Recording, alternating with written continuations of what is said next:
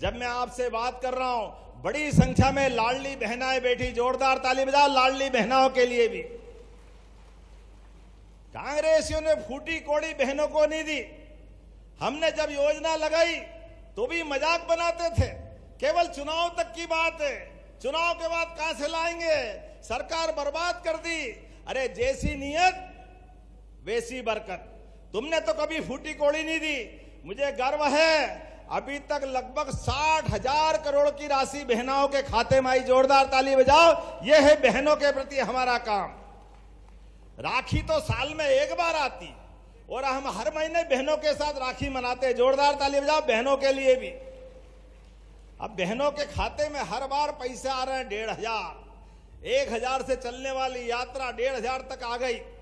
अब तो बहनें भी अपनी पैसे से कोई सिलाई मशीन ला रही, कोई अपना ब्यूटी पार्लर खोल रही, कोई गाय भैंस ले आई।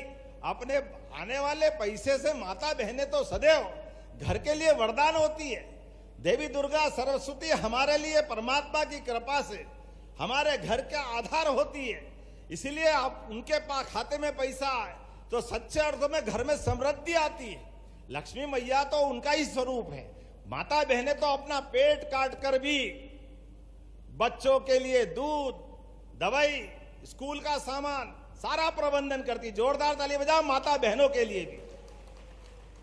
हमारी संस्कृति माता बहनों को पूजने की संस्कृति है।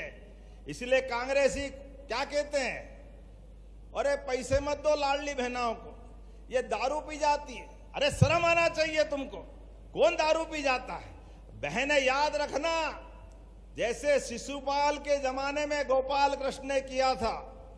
शिशुपाल की मौत से बचने के लिए बुआ ने कहा श्री कृष्ण भगवान से कि ये तुम्हारा भाई है।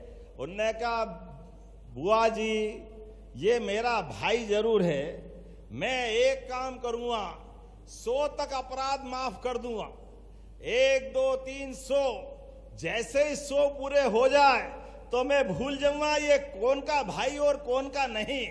और ये हुआ। आप भी याद रखना, जैसे ही शिशुपाल ने भगवान को गाली देना चालू की, 90, 95, 96, 97, 98, 99 और 100 हुआ और भगवान ने उंगली ऊपर कर दी। और उंगली ऊपर करते ही सुदर्शन चक्र आया और सुदर्शन चक्र से कहा बस हो गया काम तमाम, 100 का हिसाब पूरा, जाओ काम पूरा कर दो। धड़ाम से शिशुपाल की गर्दन कटी। आप भी याद रखना, चाहे कांग्रेसी कितनी गाली दे दे, अपनी उंगली बचा के चलना। जैसे ही चुनाव आए आप भी अपनी उंगली दबाना, कांग्रेसी धड़ाम हो जाएंगे, इनका हिसाब किताब चूकता हो जाएगा। जो जैसा करेगा वैसा भरेगा। ये षड्यंत्रों का खेल, झूठ बोलने का खेल, चालाकियों का, बाजीगरी का, जादूगरी का, ये कोई खेल चलने वाला नहीं है। हमारे लिए किसान भगवान के समान है।